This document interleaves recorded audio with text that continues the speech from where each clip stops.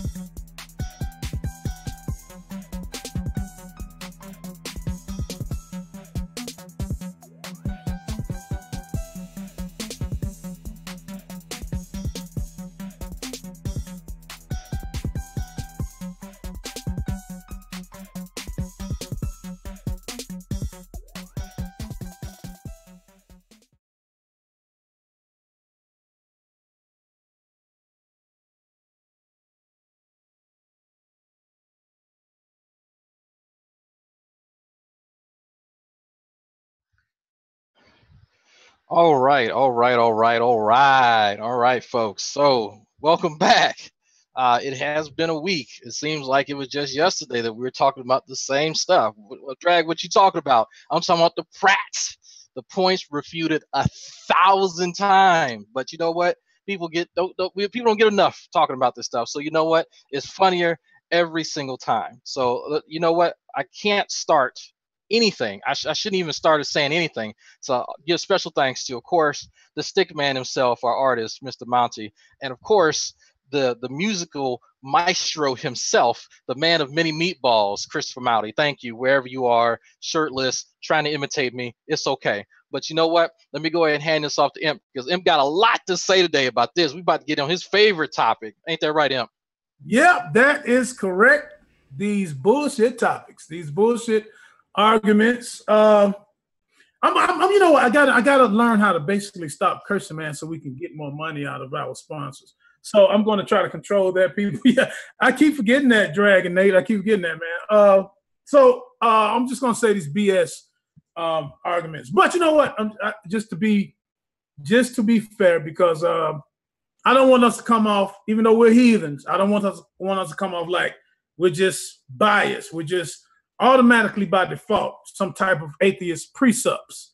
So we're not atheist precepts. So we want to give these arguments a chance, because this is what arguments are. I want to explain this first. Before the first argument we're going to go into is basically an ancient argument that was basically argued by Aristotle in a contingency type form, and then Thomas Aquinas took it and actually made it more rosier. But I wanted to say this, that any argument in and of itself is just an argument. It's not evidence for any God. So we want to first get that out of the way. But arguments in philosophy, we know arguments are to actually try to make a point too. An argument is to try to persuade somebody that, hey, this could be possible, whatever we're arguing for. So we're going to try to give these arguments a chance, even though we know they don't have a chance. But the first one we're going to deal with, like I said, is a cosmological argument. Maybe a lot of y'all are used to this. William Lane Craig.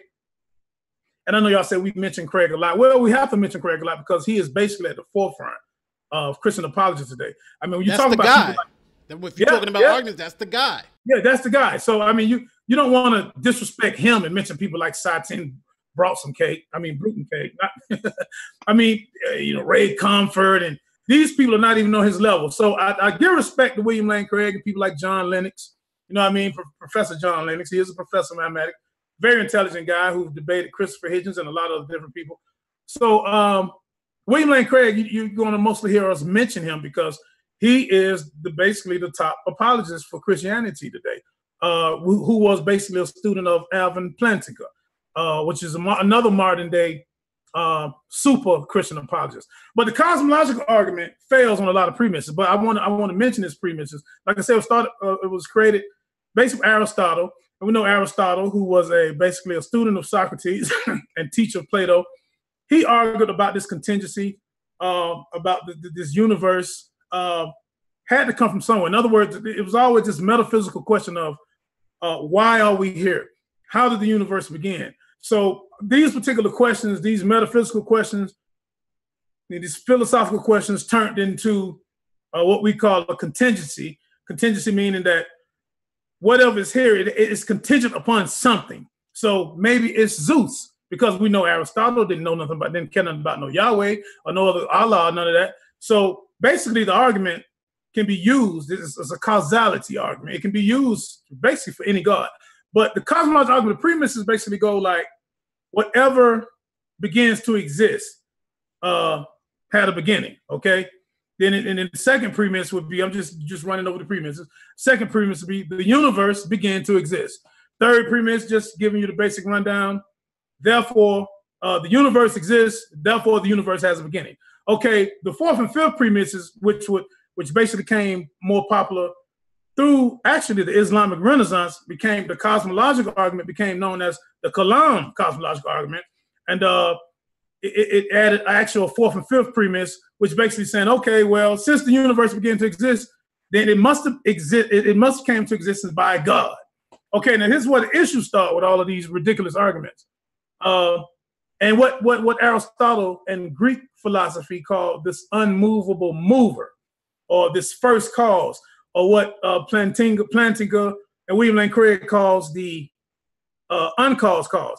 They automatically, off the rip, even if we agree that the universe has a cause, not that quantum mechanics or quantum physics has actually proven that, but even if we just go on and jump that hurdle and say, okay, the universe has a cause, you cannot automatically predicate, and this is what William Lane Craig and them do. They automatically plug into the equation their God. Now, this is so many problems with this right here, Nathan Drag. Now, these are the major problems with this. Even if you plug in God, let's just go on and jump that hurdle and say, okay, universe, we're going to go on and agree with these premises, even though we can challenge these premises off the rip. But let's go on and agree with these premises and say, okay, the universe has a beginning. But what caused the universe? Okay, let's just say God, whatever God is. The problem with this, which is a lot of problems. First of all, there's never been a coherent definition of God. We have not one coherent definition of God from anybody ever in the whole history of Gotham. Well, before you go into breaking the argument up, because we got the video queued up of him. I forgot about the clip. Yeah, let's let him lay it out. You about to chop it up before you. Oh, my fault. You're right. Let's go at it. Yeah. As soon as you start saying Aristotle, I was like, damn, he about to go in on this thing, bad boy, right now. Hold on. All right, so here we go. Here's the clip of William Lane Craig's cosmological argument.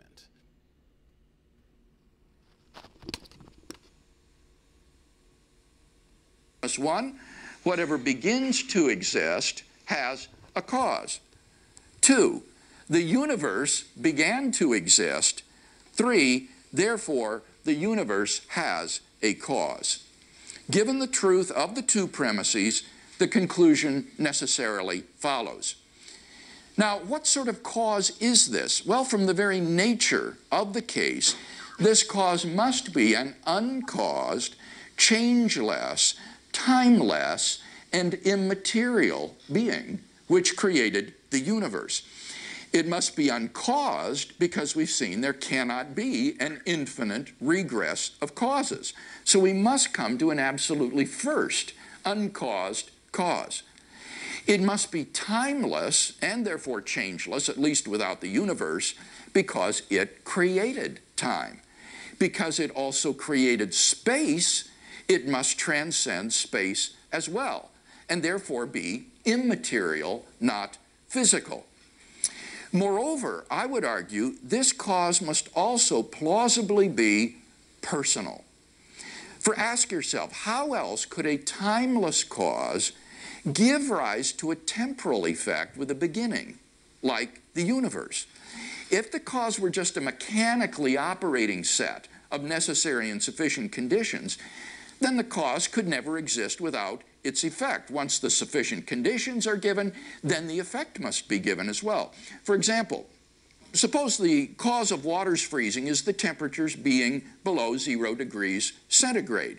If the temperature were below 0 degrees from eternity past, then any water that was around would be frozen from eternity. It would be impossible for the water just to begin to freeze a finite time ago. So if the cause is permanently present, its effect must be permanently present as well. Should I stop there? You could go on a little bit more, so we can destroy all of this mess. only way for the cause to be timeless and for its effect to begin a finite time ago is for the cause to be a personal agent endowed with freedom of the will, and who therefore has the ability to spontaneously create a new effect without any antecedent determining conditions. For example, a man who has been sitting from eternity could freely will to stand up, and thus we would have an effect with a beginning arise from an eternal cause. And thus we're brought not merely to a transcendent cause of the universe, but to its personal creator. Yeah. That's it, right? That's it. So what do you guys think? Do you guys now believers? Is the ontological argument? It's a cosmological. Oh, I'm sorry, the cosmological argument. Did that make you guys believers? Yeah, it made me believe in more rhetorical BS. You know what? This is why I actually like William Lane Craig, because, like I said, man, he's like the best person to actually use semantic disguises. He disguises his circular arguments on top of circular arguments. He's like, he's really good at that. But this is the point. This is the point right here. And this is how these Christian apologists jump all of these hurdles. And you actually heard what he said. He said he said this himself. He said to avoid infinite regress.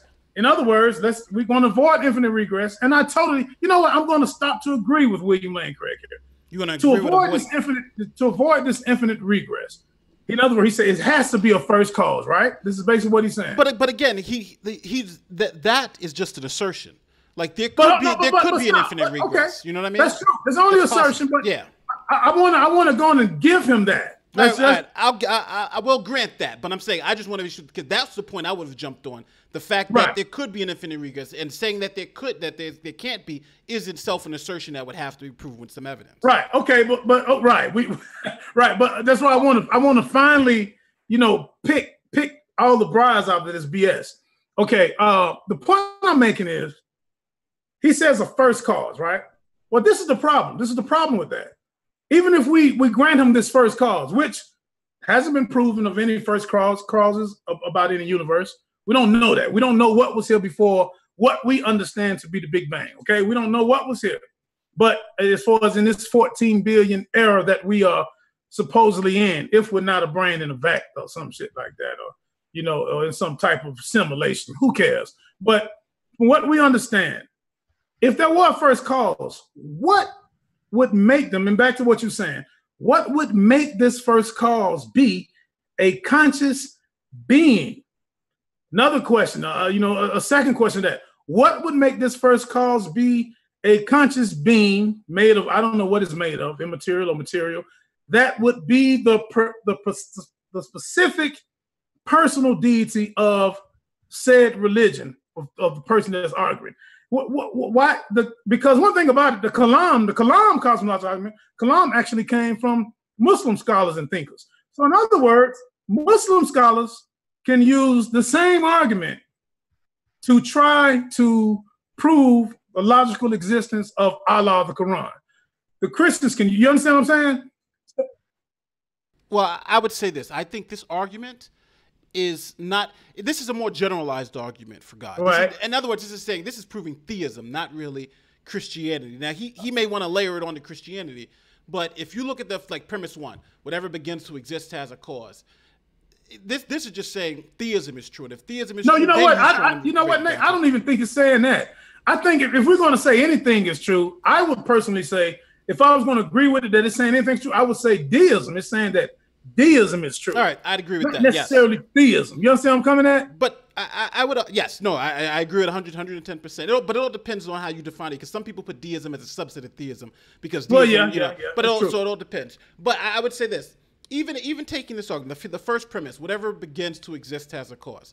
Even if I was to grant that, the second, even because I don't like the first one too much, but the second one is the one I would attack, where the universe began to exist. Now, at the point in which we're talking about the singularity, what happened before the Big Bang, most astrophysicists would say that's like a nonsensical question, because there's no time, you know. And the fact of the matter, it could be anything. It's an unknown source of knowledge. And for him to now say that the universe began to exist, he's now saying what the scientists are not saying. The scientists aren't saying it began. It could have actually turned from a different energy state. It could have been a oneness state, and this could be just a natural progression through states of being.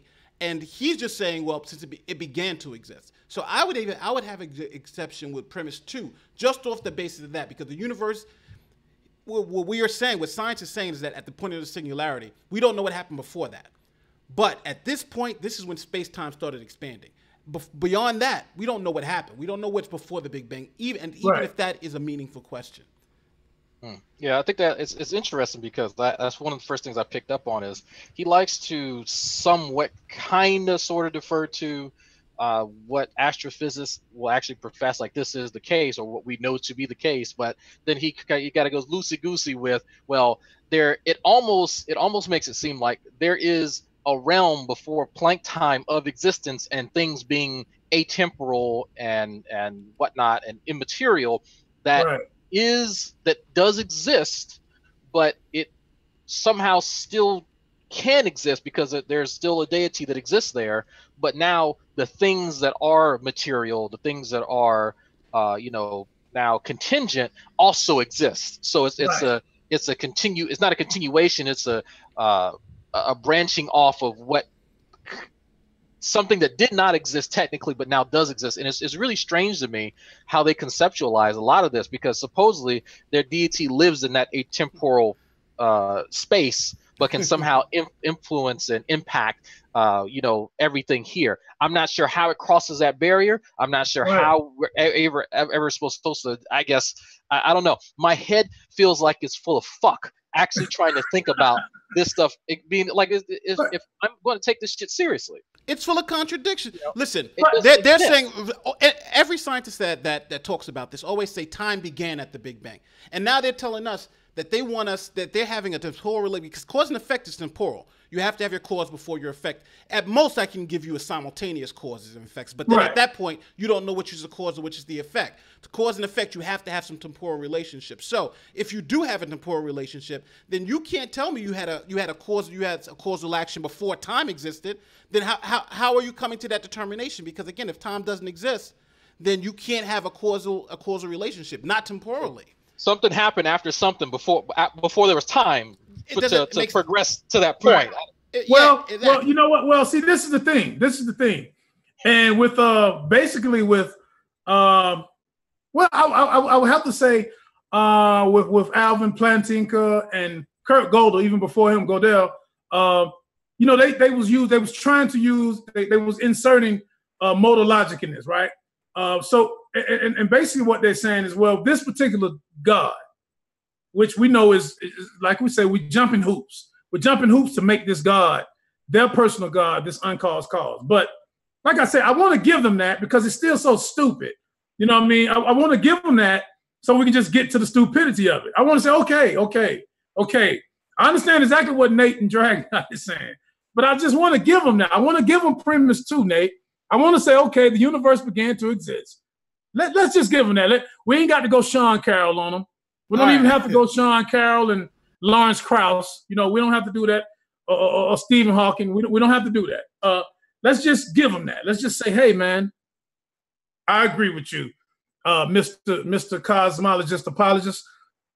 Premise 2, we can roll with that. But then premise 3 says, therefore, the universe has a cause. And like I said, when we get off into the other causes, we don't have it up on the screen, but we get off to the other causes. Basically, they're getting down to, well, the cause is my God. Yes. That's point blank. The cause. So even if we agree, with 1 and 2, whatever begins to exist has cause. Well, no, you know what? Before I even go any further than that, you're right. It's full of contradictions because they say whatever begins to exist has a cause, but this first cause, you know what I'm saying? The first cause, it's just to kill infinite regress is automatically God. So that just kills us from asking the question, well, where did your God come from? So, no, you can't ask that question because an assertion. You can't ask me that question because I just told you that my God was the first cause. Oh, well, I'm sorry for asking. An assertion. So, it's an assertion. That's just a bold assertion. Right. It's a stupid assertion. Well, no, you shouldn't ask me that. You don't have they know that you don't actually feel that way. That you don't have a right to ask them that. Because I just told you that my God who burnt, who wanted to smell burnt offerings, who wanted to smell the skin of burnt cows in the Bible and had girls raped and children and women killed, this intelligent being who had all of this in mind, I don't understand how that happened. Some kind of way, he was the first cause, but he wasn't cause. He was just here for, we don't know how many years, because, from our count, through what we can understand through gravitational lensing and red and blue shifting, this universe is about 14 billion years old. So obviously he was here longer than that, just here, before he decided to make Adam and Eve. I don't see the logic behind it and why people believe this, but just to agree with the first and second premise, just to move on to the third. We know it's stupid, but let's just go to the third. Therefore, the universe has a cause. So basically, fourth and fifth premises, that causes my God. How do you jump? And I've asked apologists this. I've asked Christian philosophers who think, who believe in this argument. How do you jump from therefore the universe has a cause to my personal God of my personal belief did it? Well, hold on. I think you're even jumping too far, even given that, because my whole thing is, even if I grant all three these premises, but therefore the universe has a cause, that doesn't get me to even the remote possibility of a God. That could be a fairy or a leprechaun or a cosmic sandwich. That cause could be anything. So right. how does he tries to overcome that by saying there's one particular cause, but I don't even grant the fact that we get to a God. But did you listen to how William Lane Craig, how he slipped that this cause has to be personal too? Did y'all hear that? Yeah, but he just bootstrapped a whole bunch of assertions that made no sense. It's got to be. No, it doesn't. Right. He said that this call also has to be personal. Now, this is a contradiction with apologists and Christianity as a whole, Islam, all of the Abraham religions. This is the problem with that, and this is why I think all of these arguments are basically trash. I do like some of them over others. I actually have more respect for fine-tuning argument than I would for a precept. I think precept arguments are the worst, but transcendental arguments are pure garbage. But I do have more respect for certain fine-tuning arguments because you can actually, there's more room for them to wiggle. You know what I mean? You can actually have more philosophical, metaphysical conversations. But when they start talking about this being, this entity, which they never explain whether he's immaterial or material, and if he's immaterial, what the hell does immaterial mean? They never explain that. What does God mean? It's a blanket term. Never had a good definition for the term God. There's never been a definition of God that was coherent. So we're left with all of these things. But the thing is, if this God is personal mean that you, at the same time, y'all say that this God is beyond space and time. He's beyond space-time, right? This is what they say. How can a God be outside of time and space? They're saying God was outside of the Big Bang. Of course, he's outside of time and space, but yet in your Bible and Quran, this God is causing things to happen within time and space, like making Jesus turn water into wine, raising people from the dead. These things don't make sense for people to believe this. This God is outside of time and space, but he's doing things within time and space that we've never seen, of course. And let's not forget, the creator of the universe cares what type of clothing you wear. Cares who you sleep with. It cares a lot. Cutting your little baby's foreskin off their dicks and all of this. And yeah. It doesn't care about, killing 250,000 kids in the monsoon. It doesn't care about that, but it cares about, your soul. Yeah. But the 250,000 kids that die every year don't care about. You joke about that, but I've heard a motherfucker make an argument that he does care, and he shows that he cares by letting them die in the monsoon, or I don't know, being raped to death, because that's supposed to save them for something potentially worse. I don't know what's fucking worse than that, but they couldn't give me an example. I'm like, okay, well, I guess he saved the best for last, now didn't he? And so that the conversation went downhill there. But like I've heard them say shit like that. It was usually Calvinist, but that's the mentality that we're dealing with here. But I think William Lane Craig he's the one that's popularized this bootstrapping. You have to do a lot. I think there's, the last time I saw a refined version of the Kalam that gets it to the Christian God, it had to have it was one syllogism, and it had to have, I think, 8 to 10 additional. Oh no, sorry, no, still total. All the syllogism combined, it came up to about 8 to 10 different lines, different premises, and then a conclusion. And I was like, that's a lot of work to get to your God. Like, that's Craig's last version, right? It might not have been from Craig specifically, but I think it was inspired from him. I don't want to say for sure because it's been a while since I actually saw it written down. But I was like, that's kind of a lot. You know what? Somebody just needs to take all his assertions, like it has to be like you got to take all those assertions out and just kind of lay them bare and say, you know, where are you getting your support for this? Where are you getting it? He's trying to reason the way through it, but the argument is not convincing because he's just really just like I think Drag is saying, bootstrapping. But do you guys want to move to the argument from contingency, because that is part of his bootstrapping the cosmological argument? Sure. No? Sure, yeah, I think we should actually examine that some more, because finding the reason why they get to bootstrap a lot of these things to the Kalam itself to get to their specific God now, I think is very interesting. Well, why can't we, you know, link it to magical butt fairies or magical chocolate? Right. Yeah. Hold on. Let's get to the next argument then. The argument from contingency. So, Imp, let us know about the argument from contingency. Basically, it's just basically a extension. It's basically an extension of the cosmological argument as far as dealing with natural theology, and basically it's the same metaphysical question of why are we here? Okay, if something's here, then it has to be contingent upon something. So basically, assertions again. And you know what? When we actually get down to basically, I probably can say almost all of these arguments are basically they come down to basically like what we would call in science God of the gaps. You know what I mean? In other words, I don't really have pure evidence for this, even though it's just an argument. And we understand, like we explained from the beginning, it's just an argument to try to persuade people that something could exist. But the contingency argument is basically just an argument that, you know, it just deals with the existence. It deals with existence. It deals with ontology too. You know, it deals with epistemology, and it deals with, say, hey, the universe is here. It can't be here for no reason. We are here as humans. We can't be here for no reason. So what are our existence contingent upon? You understand what I'm saying? So this is basically what this argument is. And I don't know if you have a clip for that or not.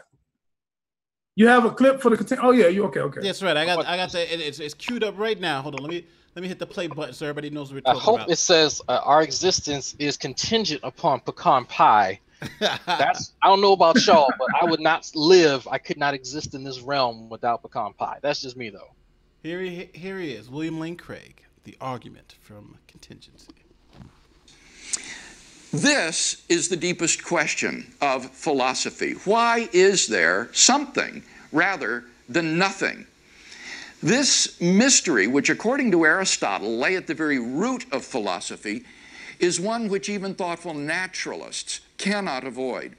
Derek Parfit, for example, agrees, and I quote, "No question is more sublime than why there is a universe, why there is anything rather than nothing."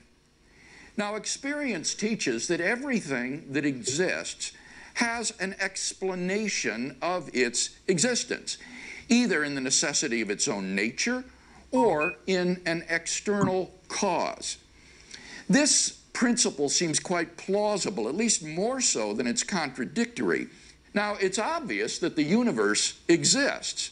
It therefore follows logically that the universe has an explanation of its existence. So, what sort of explanation could the universe have? Well, it seems plausible that if the universe has an explanation of its existence, that explanation is an external, transcendent, personal cause. Why?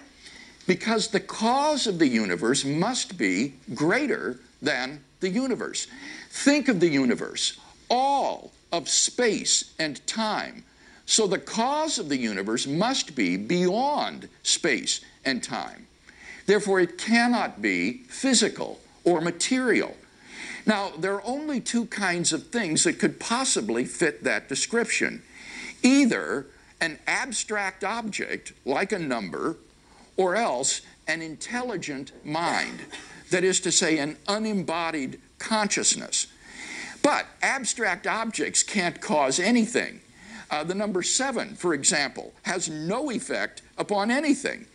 And therefore it follows that 4, the explanation of the universe, is an external, transcendent, personal cause.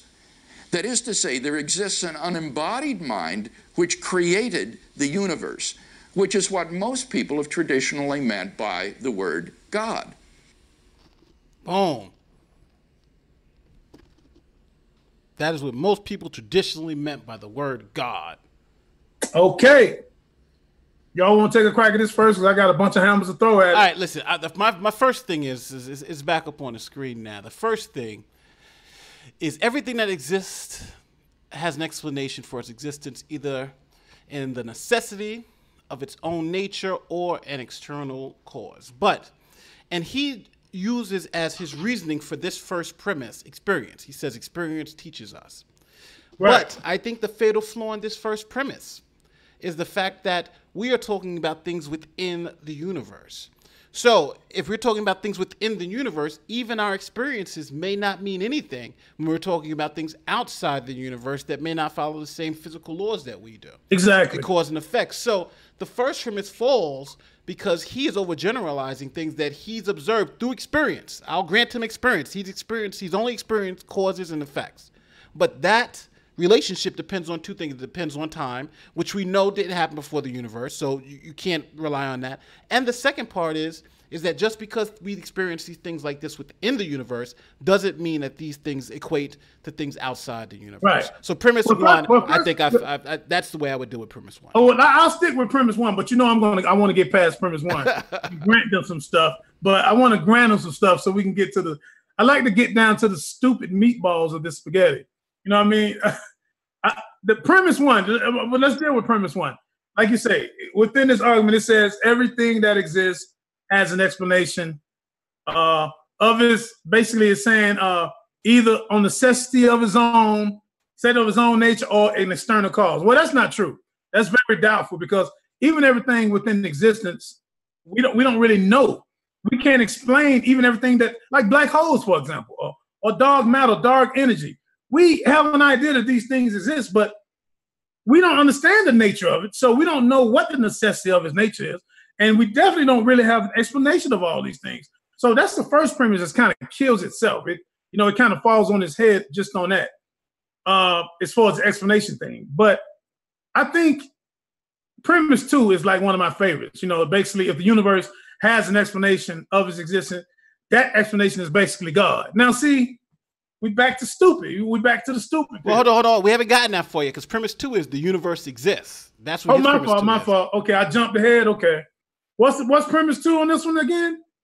The universe exists. So I don't think that's any. We know that, right? I guess. But let's not forget. There's also theories about us being in a simulation and all that stuff. But okay, so that's even suspect too. But I would even grant that just for sake of argument, the universe exists. Listen, man. That's not too controversial. For all the Sci-10 brought some cake fans, I want to say this, right? And I'm gonna be debating this clown soon. Listen, check this out. I just want to make this point right here about this dumb simulation stuff. Like, just for the sake of argument, let's just say, I like to give them stuff. I give them stuff so they can fall in the trap. Let's just say we are living in a simulation, Nate and Drag. We're living in this simulation. The universe that we live in, or whatever we want to call it, is a big computer. It's this big, gigantic computer, and we're simulated. Guess what? What difference does it make? If I take a knife and stab myself in the hand, I'm still going to bleed. It's still going to hurt. If I take my car and run it off a bridge, I'm probably still going to die. So when people say stupid things like we could be living in a simulation, what the hell difference does it make? The things that we are actually observing and understanding and feeling physically down here, it doesn't really matter. We still die. We know we die. It ain't like I can say, well, I'm gonna go rob this bank. I'm really not gonna go to jail because this ain't nothing but a simulation. I can rewind it like in the Matrix or something. So that's a stupid idea to even talk about. It makes no difference if we live in a simulation or not. It doesn't affect our lives. So I don't know what premise you probably want to go to now. I agree. But I'm saying even if we're granted premise 1, premise 2, now we get to the meat and potatoes of it. The meat and potatoes is if the universe has an explanation of its existence, that explanation is eternal, transcendent, and it has personal cause. Now, this is where I think he's just adding layers to it. Now, this is where I think he's just saying, like, okay. Oh, this is where you think it got stupid at. How do we get to personal cause? You know what I'm saying? Right. How did we get transcendent out of this? Because what he did explain, he said that this explanation, which was, I think, was a weak explanation. He said that all of these things have to be greater than his creation. That's basically what he said. Which there's no evidence for that. There's no reason for him to say that.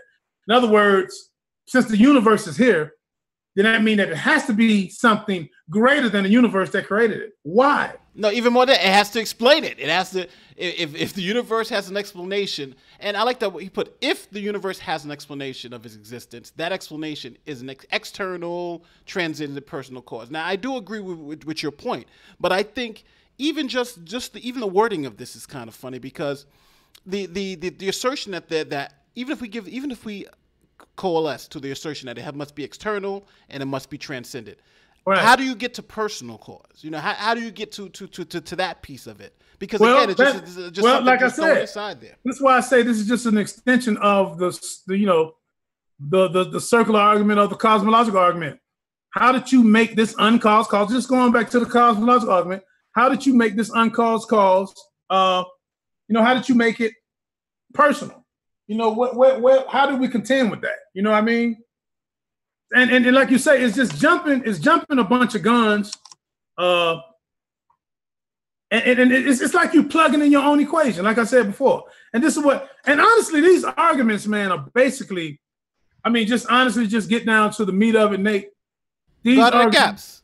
The desperation attempts. Let me try to fill in some of these gaps here. I think when he says that it's personally caused, I'm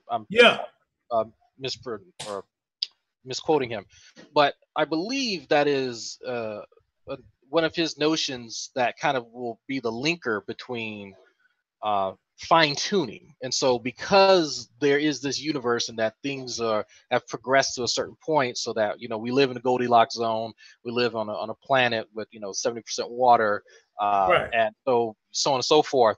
That's at least my interpretation. I need to go and make sure that is what he's actually saying here or what he's linking it to. But I think that is what, and I could see him making that point. Does he actually reference that somewhere? Or actually, I think we lost Nate's feed. So no, he there. Okay, well, let's say your feed went up. Okay.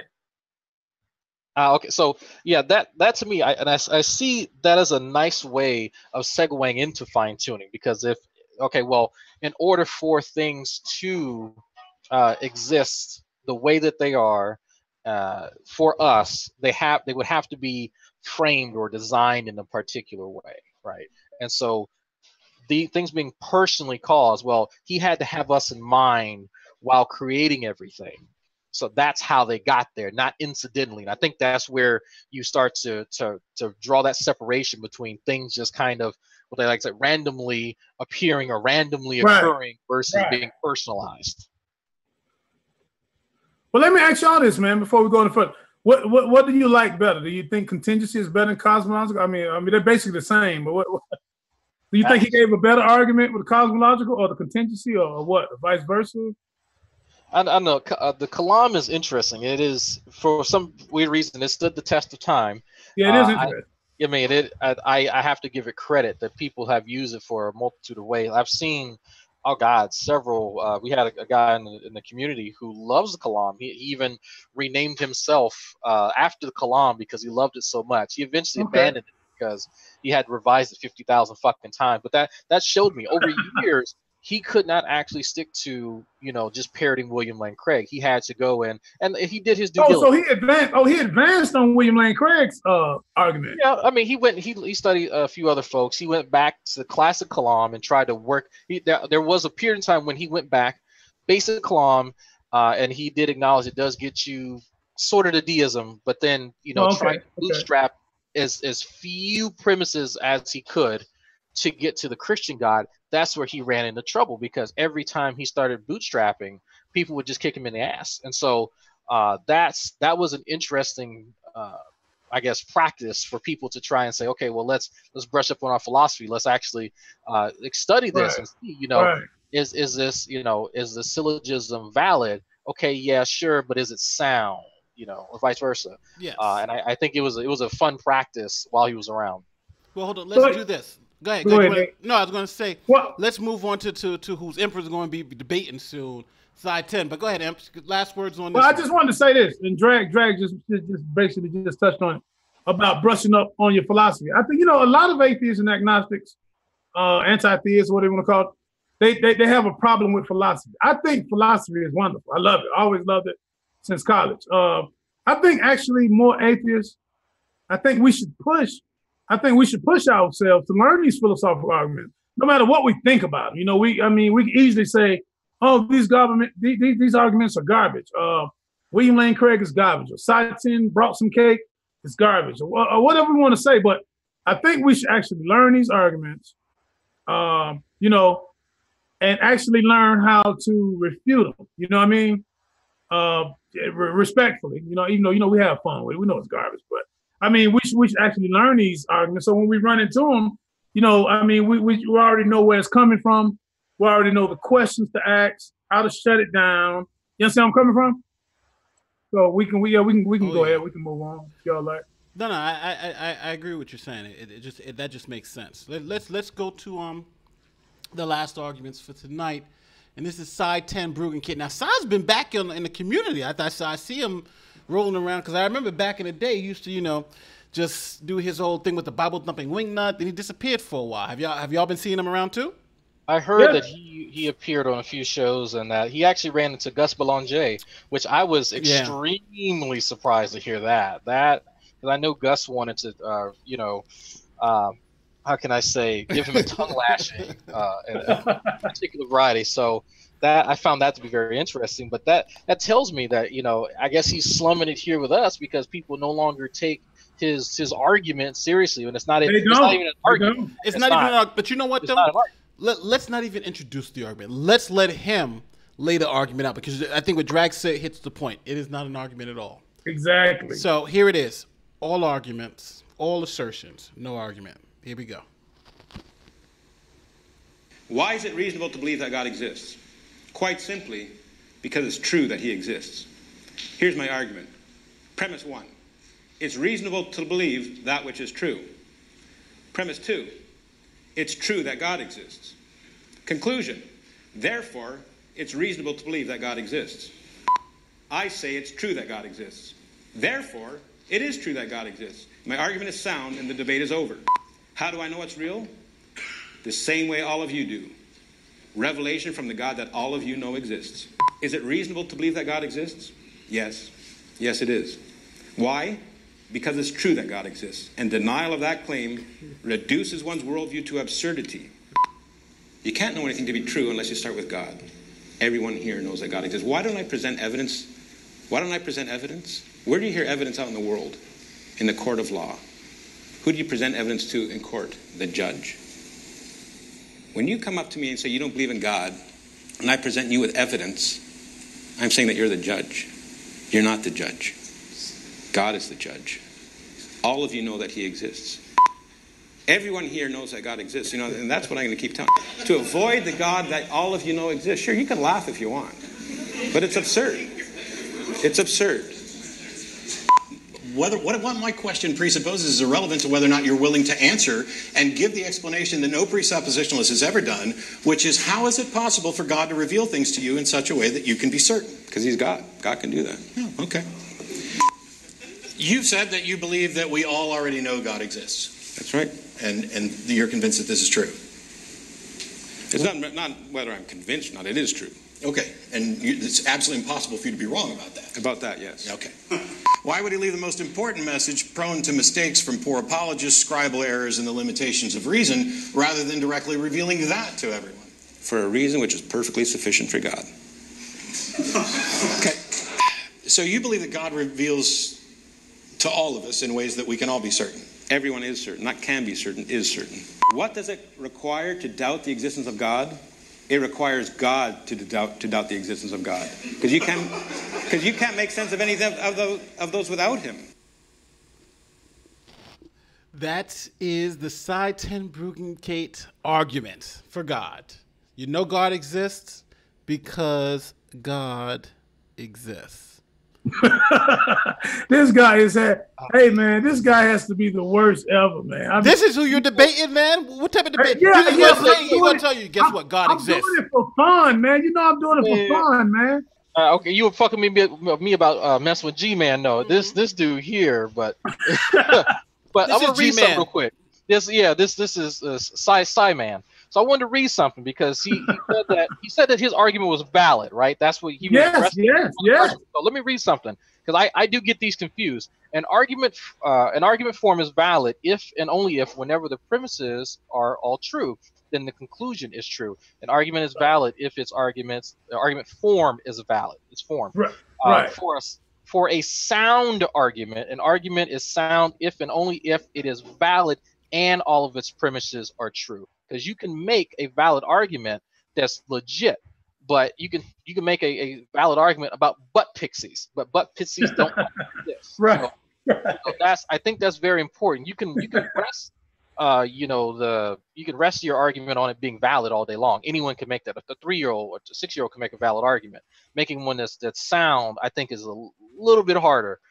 So it's interesting that he would say that and not mention soundness, unless I misheard.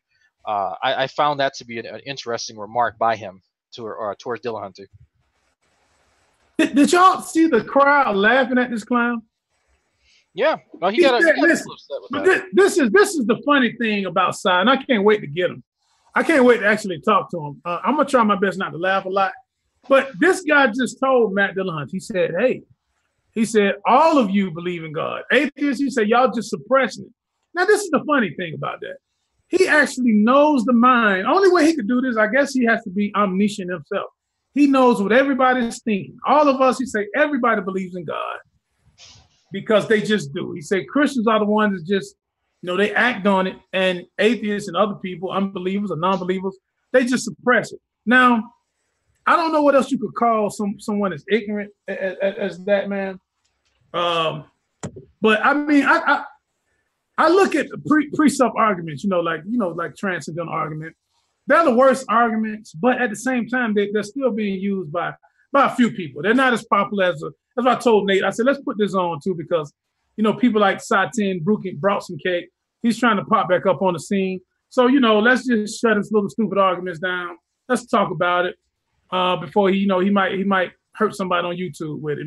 Some child, some 13 or 12-year-old might see it and actually go for it. So I think we should combat this BS. So that's why I brought up, even though I do recognize the precept, I recognize the precept as being the worst argument ever formed against mankind. I do, but I think we still need to talk about it. I think we need to talk about it. That's the only reason I want to bring it up. Well, hold on. Let's go over it. Number one, the first thing he's going to ask is, okay, he's just made the assertion. The Bible says, Romans chapter whatever says everyone believes in God. 120. That's Romans 120. Romans 120.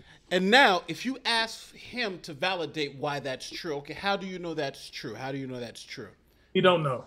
He's going to say because of the Bible. Because the Bible is true. And then if you challenge, well, how do you know the Bible is true? He's going to then change the question back onto you. Well, how can you know what's true? Because he'll ask you, how can you know what's true?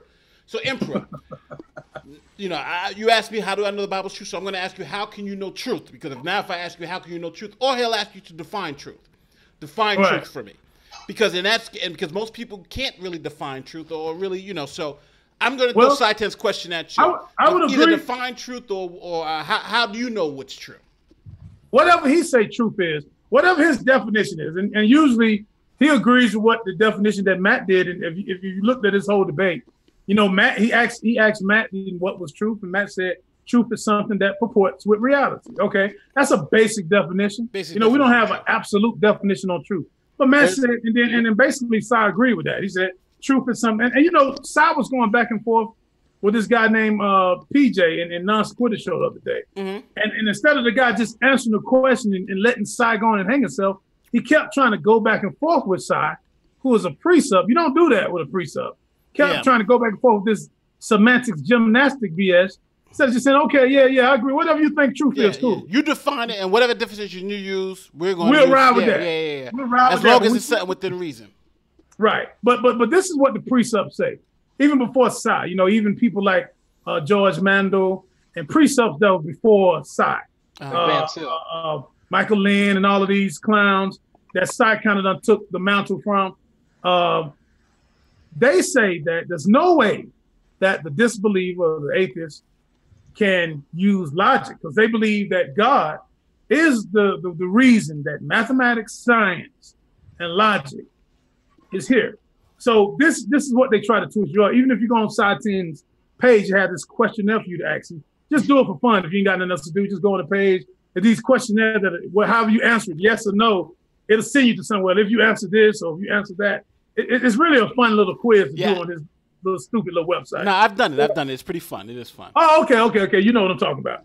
But he says that since God is the author or the creator of logic and science and math, then there's no way that you can use logic to try to question God or to try to disprove God, because God is the one that created it. Well, hold on. But I do want to stop you there, because I know for a fact what he's going to do is say, how do you know anything is true? Because now, if you're asking me, if you're telling me the Bible's not true, he's going to say, well, now, listen, Imp, we in the debate.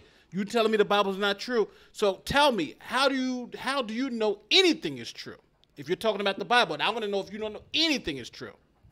That's what he's going to say. See, that same question, I'm going to tell him, we don't know. We simply don't know. But this question has to go back to him, you see. The same question, whatever I don't know, if I say I don't know everything that could be true, because I don't believe in absolute truth. Well, then, I don't believe in absolute truth. And I don't believe in absolute morality. Then he's going to say, I know exactly what he's going to say. He's going to say, well, is that an absolute statement, that there is no absolute truth? That's stupid. That's a circular question. That's exactly what I'm going to ask you. I'm like, well, if there's no absolute truth, that's what I'm going to say to him. I'm saying that's so stupid. I mean, I've heard that. That's how he debate. I'm just doing exactly what he said, because I actually wrote it all down. This is exactly the questions he's going to ask you. And I've had some of his, what do you call it? We had a name for him, the guy. Oh, cyclones. We call them cyclones. Right. Yes, So, we call them cyclones. So one of the dudes I used to engage with, Arcane Logos, he would go and he'd watch 30, 45 minutes of Psy, and he would come and try and talk to me and other people. And I said, well, okay. Well, I'm not. Well, you don't know if you're a brain in the vat, and I said, okay. Oh my God! By that, and so, well, you're using your reasoning to justify your reasoning. I said, bro, I don't know what you mean. So I said, okay, we had an hour and a half conversation about your reason justifying your reasoning, and reason don't justify reason. I was for the life of me trying to figure out what he was saying. So I said, okay, let me write this down. Let me think about it. So I said, all right, there's a reason, the noun, and reasoning. Reasoning the noun and reason the verb. Okay, right. We're talking about two different things here with the noun and the verb. So one's being modified, one's not, or whatever. So I said, okay, explain to me. Use the noun and the verb. What you're fucking talking about? Because I'm lost. I'm genuinely, and I was genuinely lost. And there's a few people. Hogtie Champ was in there for this conversation. This dude didn't know difference between a noun and a verb. I shit you not. He was trying to school the fuck out to me, man, with some fucking philosophy. Could not tell me what the noun and the verb in the sentence was. Right. And I'm just like, wow, are you serious? And that's when it's like, man, these guys are parroting something they heard from this guy. So later on, once I did like a little bit more reading, I did a little bit more understanding. What he was trying to say is that he is trying to show that there's a futility. Right. Well, for specifically people who are, oh god damn it, not coherentists, people who are foundationalists, people who and typically a lot of people will believe that they are foundationalists. Now, if you're coherentist, this argument really doesn't work too well. But if you're foundationalist, it's like, oh well, you have this foundation and you're using your reasoning to justify it, but then how do you justify the unjustifiable, the properly basic belief that you have built in there? Well, you're not supposed to. That's why they're properly basic. So people who don't know how to combat that and don't understand, the differences between the coherentism and foundationalism and what have you, they kind of get in a rut because they want to articulate how they actually come to beliefs and how their own minds work. But when I now engage with these guys, I say, well, look, you're referring to absolute truth. I don't operate on absolute truth. I didn't know truth was on a fucking gradient. It's either true or fucking false. It's not kind of sort of true. This something kind of has 3/4 truthiness. Is there a micro fractions of truth, or how does that? Right. So I don't know. Unless they tell me the metric, then I can answer the question. Well, you know what? This is one of the, besides the precept, and I'm going to use a circular argument here. I'm gonna use it in reverse here, Nate and Drag. Besides the precept argument being stupid because it's just stupid. It is stupid. Yeah, it is stupid. The precept argument is stupid. Why? Because it's stupid.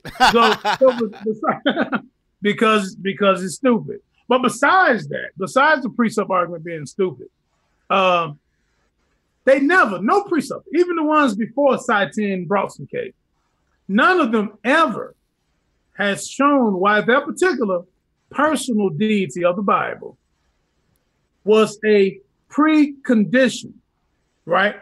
They can never show why this God was a precondition for the existence of logic or science or math. You understand what I'm saying? So that's one of the main arguments, that the reason that we have logic, the reason that we have science and math, they talk about this universality. They talk about immutable laws and all these type of things. And the reason that we have these immutable laws and these different things is because of God. But they never show and can never show why God is some type of precondition for these particular things. So it's basically another classic example of stupidity and jumping. You jumping all these hurdles. Logic is real. Yeah, logic is real because our God created logic. So you can't use logic to try to question his God. And then you heard the excuse he said in that debate with Matt. He said that he hate going to the Bible because he don't know the Bible. And so I know he will avoid anybody that knows the Bible. I would definitely just tear his head off in that level. But this is his excuse for that. And I've heard him say this a couple of times. I don't debate the Bible with people that don't believe in the Bible, which is so damn stupid. With atheists, and you heard what he said about this judge. He said, if you don't believe in the Bible, I think you're not a judge. Only God is a judge. So he avoids biblical, anything dealing with the Bible or textual criticism, he's not going to get into. He's straight, precept is just straight circular arguments because he really can't handle philosophical arguments.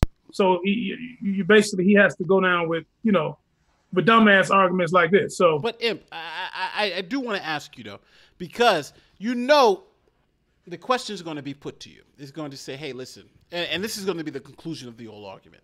If you're telling me you don't know that something can be true, then how the hell can you tell me the Bible's not true? Because you're telling me, I asked you, well, what is truth? You gave me a thing and I asked you, well, is anything that's absolutely true? You said no. So that must mean my Bible could be true, right? You're saying my Bible could be true. So if it could be true, then how the hell are you saying that it can't be true? Because again, you're telling me, you just told me you couldn't, you could never say anything's absolutely not true. So if that's the case, then my Bible could be true, right? And I didn't ever say that. True. I never said that. But that's his argument. That's going to be the argument. Yeah, but that shit is so simple and stupid. Because one thing about it, right? There are a lot of things that we can say that are true. There are many things that we can say are true, but there's no such thing as absolute truth. Just like there are a lot of things that we can say that are false, but is there such thing as absolute falsehood? You know what I mean? There's always two sides to everything. You know what I mean? Is there such thing as absolute truth? Like, is there such thing as absolute morality? Hell no. You know what I mean? Some people still, when we still talk about morality, we talk about absolute morality. You talk about objective morality. Yeah. But what is it? But you know what? I would even go this. I actually like Drag's technique, which I'm gonna probably start stealing and using more and shit. Thank you, Drag. Thank you, Drag. Feel free. But hey man, I've had a lot of experience talking to these dudes in off-air and on-air conversations. And it give you a headache, but you learn a lot. But you know what? But what I generally do with a pre-supper, and this is just what I do. I just take a pre-supper and I grant everything. I say, listen, I can't figure out nothing. I'm like just a dummy right now. You've resolved the issue. How are the laws of logic created? Tell me, what can you possibly know without using any of your sense perception or even employing the laws of logic? Tell me, what could you know? But remember, you can't use the laws of logic because, you can know without them. You've answered that question. And no, you can't use any of your senses. He wouldn't say that. No, he said he can use it because God grants it, God wills it to be so. Yes. So if God grants it to you, I'm saying I can't do any of that. But if God grants it to you, He's got to be able to give it to you without you being able to use your senses, without you being able to use the laws of logic. Because again, I don't know where they came from, and you're telling me you know. His answer is he knows where they came from. So if that's true, if he knows where they came from, then tell me, how can you know without using them? Because that's what he's true. That's what a pre-supper is trying to tell me. They have the answer to hard solipsism. They have the answer to where the laws of logic originate from. Well, if they have the answer, that answer should be able to resolve the question without employing those laws of logic. Because again, if you say God, then God is you're employing laws of logic by saying just using the word. Go ahead, Drake. He's going, dude. I'm telling you, it's going to get real funny. This same guy I was talking to. I mean, I wish I wish Arcane would still talk to folks because he had told me that. He told me I got the problem of hard solipsism solved. I said, how's that, man? So I said, hold on now. He said God gave him the ability. I'm paraphrasing. God gave him the ability now to solve the problem of hard solipsism. I said, so God, not you. So God imbued you with the ability to solve the problem of hard solipsism. My question is, how do you know that? Like, that's my first question. How do you know that? How does not you, but how does he? How do you know that? How does he know that? Well, God, an external mind that exists outside of his body, gave him the information to solve the problem of hard solipsism. How does he know that? Because now you got to tell me how he knows that. Because God wills it. And how does he know that? How does he know God wills it? Because God let him know in such a way for it to be true. How does he know that's true? Because that could be false too. It could be the devil falling, and it could be false. How does he know God wills it? He will deny it each and every single day of the week. He will continue to deny it. Because it's called a reverse precept. I just got to keep asking you, how do you know that's true? How do you know that's true? That's the same thing they're going to do to you. As long as I keep asking you, how do you know it's true? He's got to keep giving me answers until he gets to a brick wall and says, you know what, fuck it. God told me. I found it funny though, man. Because he told me an external mind, God, gave him the information to let him know, to let him solve the problem of hard solipsism. And I would ask him, how does he know that? How does he know that to be true? Yeah, but an external mind told him that. How does he know it's an external mind? We gotta go through. If he wants me to, I'm telling you, I don't know. I'm telling you, I am a slave to precept. I don't know any of this shit. He's right. My worldview is shit. So tell me, how do you know this thing is true? Because I'm ready to drop my worldview and get to my knees and say, praise Jesus. But you got to tell me, how do you know it's true? Right. Supposedly all of us know. We're just denying the truth and our righteousness. That's not an answer. That's not an answer. Now I got to know, how do you know that's true? You know what I'm saying? The Bible says so. And how does he know that's true? Only you got to do is keep the Bible. And how do you know that Bible is true? That's all I'm going to say. How do you know? How do you know? That's the precept argument. The precept argument in reverse is just, how the fuck do you know? I know it in such a way that the magical chocolate cake told me. That's how. Hell no. Oh my God. You got to shut me up. You got to start saying. You got to just tell me straight up. You got to find some way to shut me up from saying, how do you know? And if he can do that, then he'll convince me to be a theist. But I know he's not going to be able to, because as soon as he starts throwing those assertions out, how the fuck do you know that's true? How do you know?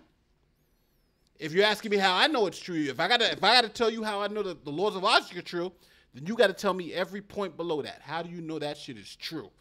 And if you can't, then you seem to be in the same fucking boat as I am. Right. Unable to justify your conclusions. So where do we go from here? Well, you know what? One of us is going to hell and the other's not. That's where we go. That's how it's gonna be. Damn, man, you pulled the hell card out. And I'm just saying. Listen, I've never understood the hell issue anyway, too. Why the hell do we have to? Why would a god need a hell? Because, like, for instance, if you just erase somebody from existence, that's good enough for me. But why do you need to punish them like that? You know, why do you need them to eternal torture for a finite crime? You know, if I did, no matter what I do, it's just finite. Eternal torture. That's kind of. It doesn't seem like, you know, the scales of justice balance evenly with that. You know what I mean? I don't know if it's. I mean, I don't even know what. That's one of the things that's always kind of baffled me. How do you, without any, you know, skin, any nerve cell, you know, nerve cells, anything like that, how do you feel pain? How does a spirit or a ghost feel pain? I don't know how that. Maybe it's just me. Maybe I'm overthinking the whole hell thing, but I know basically how pain works, and if you're dead, I don't know. Maybe we can get a Christian on here that's really hopped up on that you're going to hell bullshit to explain it to me, because I've never heard an actual explanation that made any fucking sense. Yeah, I don't know. It's your cousin G, man. Better not, Brandon. If he can type it out to me in a grammatically correct sentence, I'd accept it. He could tell me I'm going to hell with gasoline draws. As long as he could type it out in one grammatically correct sentence, I would accept it. You guys are crazy. All right, so listen. So we're going to the last dude. You guys want to do the ontological argument, because it's a shit argument, but it's the last one. You don't want to do it? You don't want to do the ontological argument? We can wait. Hold on. Well, you know what? How about we put out an open challenge to say, you know what? If there's somebody, if you're in the chat, if you watch this later and you think that we just completely fucked up and, you know, we got your religious beliefs all dicked up and don't know nothing, please come on, because I am open to being educated. I love learning new stuff, and the only reason I even got some of the tricks of the trade in dealing with some of these idiots is having conversations with them. So, please go tell that. Please go run. If Arcane Logos, if you want to pop back up and let me know if you learn the difference between a noun and a verb, you know, in the last 3 years, please. I'm more than welcome. I will eat my words. You know what? It all comes down to the same thing all the time, and that is, it is an argument from ignorance, and that's what all these arguments hinge on. That I think. Even the precept argument, it depends on the ignorance that you don't have that you can't, that you have to rely on certain assumptions. The assumption, the uniformity of nature. Darth Dawkins always said the uniformity of nature, the fact that that you have laws of logic that you have to assume to be true, like all those things that it's always going back to a point of ignorance. If you can't explain this, then this God has to be true. And all of William Lane Craig's arguments revolve around that same point. Where, hey, there's a gap in knowledge, and that gap in knowledge, I'm explaining it through the gods. You know, the beginning of the universe. Hey, God did it, or humanity, God did it, and it's interesting because all of these arguments, and I think William Lane Craig is the most sophisticated person to actually put forth an argument with premises and conclusions. But at the end of the day, it's the same thing. It's just, God exists because God exists. And if you don't know why this thing is true, then assume God and keep it moving. Right. Yeah. Oh, man. I don't even know where we go from here. Yo, you know, one thing, because that one thing I did want to mention too. Yo, did y'all hear about that thing that happened in what's it called? Florida? Yeah, today, the shooting at the Madden tournament. Yeah, I heard about that, man. That was ugly, dude. Yo, what is going on with this right now? It's like they shooting people up at Madden tournaments. It's crazy. This is what happens. I told people this. When you start picking the Raiders every single round, this was gonna happen. Stop picking the Raiders back to back. They got other goddamn teams out there. Pick the Browns, somebody else. Oh, this guy, he lost in the tournament, right? He kind of lost. I don't fucking know. Oh, it's too soon. I was just like, he played or some shit like that. I have no idea why somebody shut up at this tournament. Yeah, that was ugly, dude. That was ugly. Did anybody die? Because I know he died, but I wasn't sure if anybody else died. Yeah, I think the police got him. Or did he shoot himself? He's dead? Okay. I know, the number one thing, like what happened with that high school, I know the number one thing they usually teach you is if you're armed and you got an active shooter, you go to the shooter, you know, and that's the number one thing cops tell you, because the only reason why you have to go to the shooter is because the shooters usually do one of two things. They usually kill themselves or they surrender. It's very rare that the shooter actually engages with law enforcement, because when they find law enforcement, they automatically assume that they're overpowered. So, and a lot of times that's what happens. Law enforcement gets there, they shoot themselves. So that's why they always tell you, even if you see dead bodies, which is hard, step over the dead bodies or step over the people who are asking to be helped, and go right to the shooter. And even if you don't see him, like say if you're in an area where you can just engage him, then that's what you can do. You just engage him to make him, number one, focus on you. That saves other lives. And number two, generally when he sees somebody else with a weapon, they'll actually drop it. But the only sad part about that is that that's the NRA talking point. You know what I'm saying? Arm the teachers. You know what I'm saying? We'll never get around that. Don't seem like, man. Yeah. I mean, I think there's a conversation to be had with that, and I am definitely for the First Amendment, and it has nothing to do with this conversation. Second Amendment, baby. The Second Amendment. I want to see who was paying attention. So, you say First Amendment? No, the Second Amendment. I'm always for the. I'm about to say it again. Second Amendment, but I want responsible fucking people armed. Now that just me saying that kind of rubbed folks the wrong way. I think folks like Von Helton, like G-Tard, there's certain folks that are unstable that don't need weapons at all. At all. But they consider it like the right to vote. You know what I'm saying? That's how they consider it. They consider the right to own weapons like the right to vote. How do you argue against that? Well, we take away people's right to vote, don't we? There are conditions that will preclude you from voting. So if that's the case, then guess what? There are also conditions that will preclude you from owning a weapon. And there are conditions that could preclude you from even exercising your freedom of speech, right? Or your freedom of religion. Yeah. So and there are, of course, the list of exceptions to the First Amendment. But that's the things that people don't want to actually look into or read about. But the true issue that I have with these preclusions is that if we start saying, okay, I hate to use this catch-all, mental illness is going to be the broad term that we use to preclude people from owning weapons, then where do we draw that line? Because mental illness also includes depression, also includes anxiety. Are we just going to say mental illness, or are we going to specify a list, making an exhaustive list of certain mental conditions that will absolutely preclude you from owning a weapon, such as homicidal ideation? So I would have to be very, very thorough. Well, hold on. I disagree with that. Like, for instance, there are certain jobs you can't get if you had certain mental illnesses. Like, there's a straight like if you have a certain mental illness, you may not be able to become a police officer. We might, you may not be able to just on this. Huh? We might need to do a show just on this subject. Yeah. So. No, but this is just closing it out. We closing it out, man. This is like the last 15 minutes for us to close out. We're just talking about today's events. But you're right, though. This would be a nice secondary show.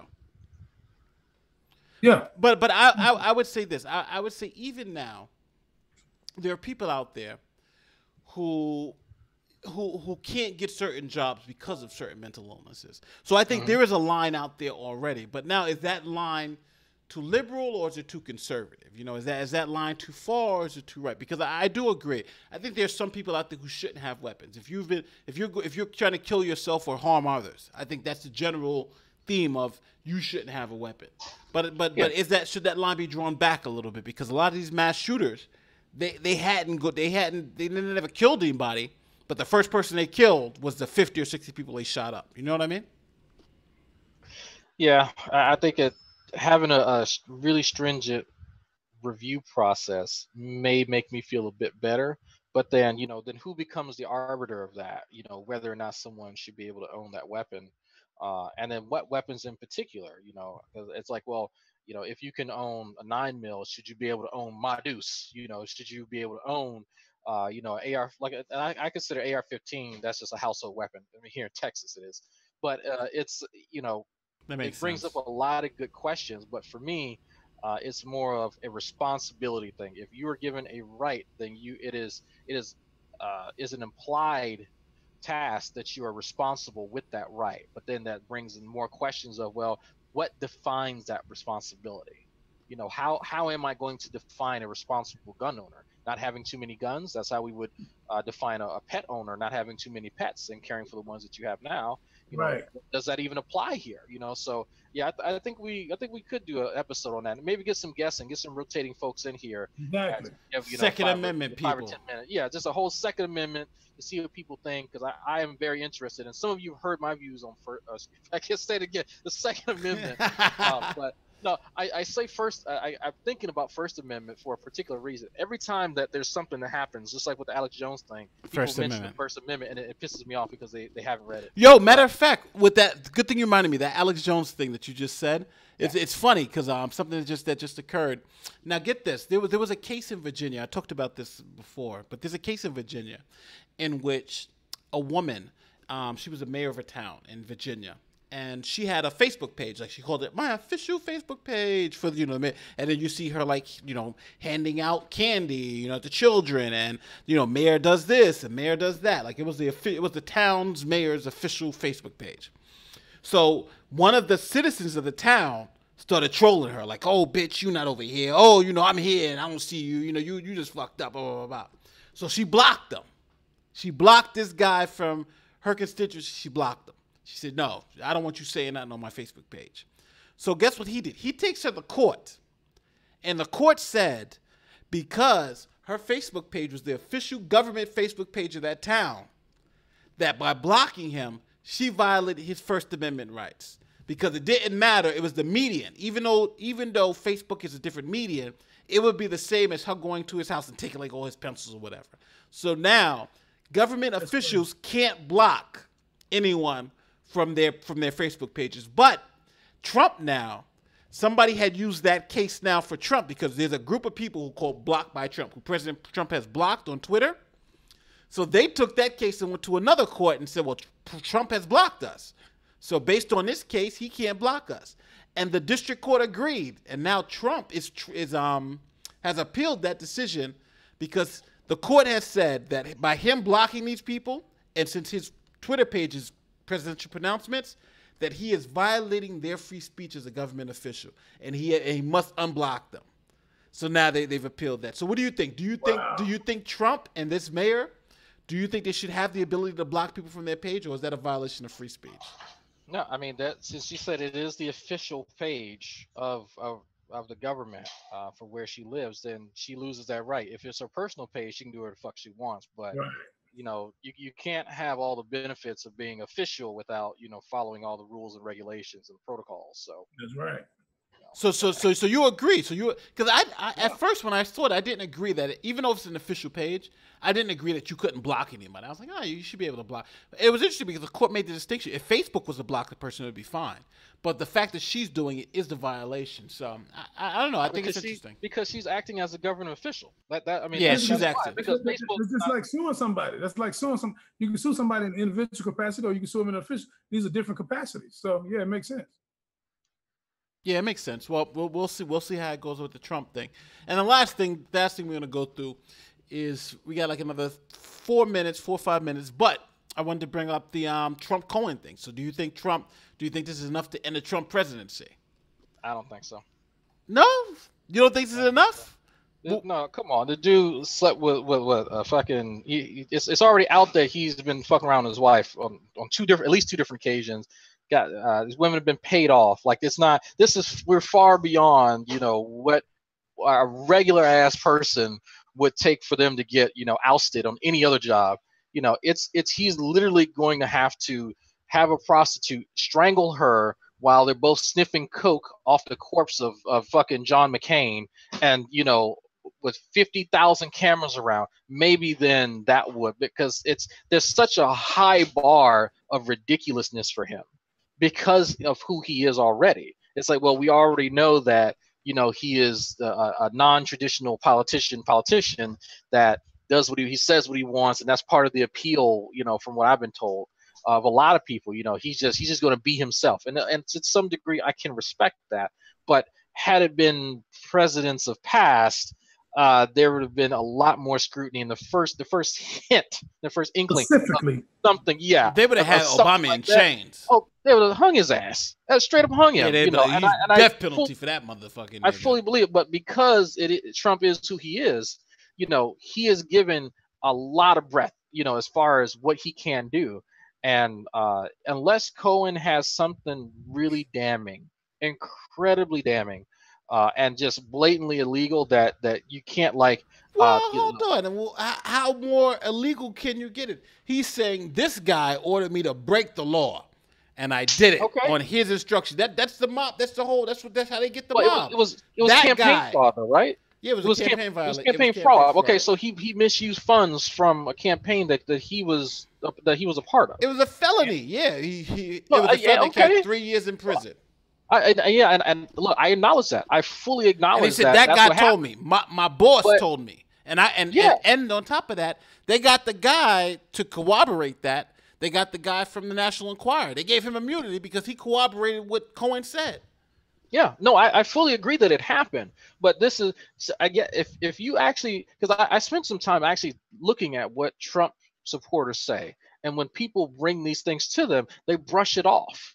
Like, okay, yes, it is, but so what? Like, it's not tantamount to running a child fucking prostitute ring or something like that. Like, that's their standard. How do you brush off fucking a felony? He said this guy told me to commit a felony. It should be. If you actually listen to the folks who support him and who are out here in the streets and they're going to these rallies and protests and all this other stupid shit, if you actually listen to them, it is in their minds that these laws are on the books just to take power away from powerful people that should be in power. That's the only reason these laws even exist. Because losing is not a crime. Yeah, I mean, it's like it's a white collar crime to them, and this white collar crime shouldn't even exist. And there's a whole lot of mental gymnastics that go on. But the reason I'm just a bit incredulous about how much it would take, especially this, is because that's not anything damning. This is something you expect. So it's people don't actually want him to lose office for doing anything that you can see in his character. I expect him to, have 5 or 6 hookers in his office. I expect Melania to be in the other room, trying to, work with a speaking spell, trying to come up with another speech and copying, Michelle Obama. I expect, Trump to get on Twitter and start fucking with people and sharing all kind of crazy stuff and saying all kind of crazy stuff. And we expect these sort of things. So when they come to pass, it's like, well, so what? We knew the motherfucker from Jump Street. So there was always some kind of, shakiness about his campaign and how he decided to run it, and his business dealings. They all came out before he was even president. So it's not a shock to me that any of this is happening.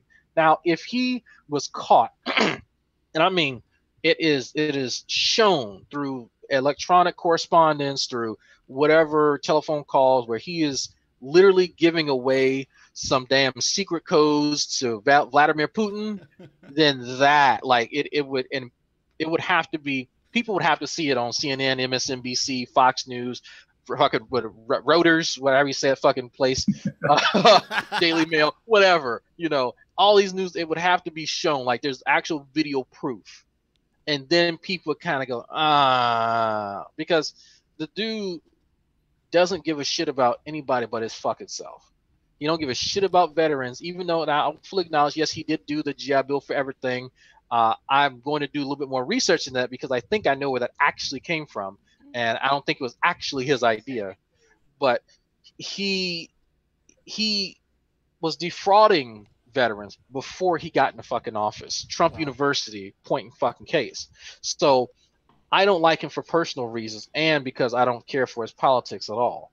But it's not outside of his character that he'd be dealing with things of that nature, because he's always been a fucking financial failure. He's always, Trump steaks, Trump wines. Then he tried to have an airline at one point. All this shit fucking failed. But because he has this cushion of money from daddy and from his already lucrative businesses that were already fucking lucrative, he can fail again and again and again and still say that I'm a good businessman. So exactly. It is, it's interesting to me to see how things transpire. But unless it is him, like I said, on the front lawn of the White House, fucking a prostitute while sniffing coke off another one and choking a third one, he ain't going nowhere. Well, hey, listen. I don't know. I'm not a Trump supporter, but I'll say this. the good times are rolling though. You know what I'm saying? You know, there's like 4 to 6 million jobs out there that they're looking for people to fill. So, you know, the results in the economy seem to be out there. But I do agree that I think like the tax cuts were bullshit, you know, and all this shit. But exactly, yeah. It just is what it is. But Imp, is that time? Can you please say goodbye to the people and take us out? Hey, I appreciate everybody that came in tonight, coming on the best show on YouTube, Three Black Heathens. And once again, thanks to Monty and all of the sound guys. We got all our engineers, man, and we will be back next week with another fire show. I am Emperor Atheist with Nate, Brody, and Dragnot. Peace, love, and soul. That's the sound of the police in my hood.